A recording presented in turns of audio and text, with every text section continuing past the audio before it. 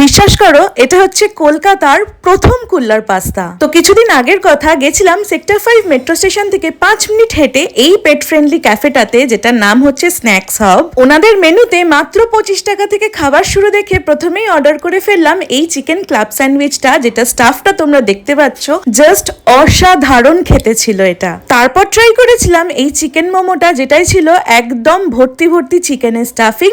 আর next try করেছিলাম chicken sausage Maggi, যেটা আমার পার্সোনালি খুব ভালো লেগেছিল। তবে তোমরা গেলে একেবারেই ট্রাই করতে ভুলো না ওদের কুল্লার পাস্তাটা, যেটা কলকাতায় প্রথম, আর তার সাথে কুল্লার ম্যাগিটাও ট্রাই করতে ভুলো না।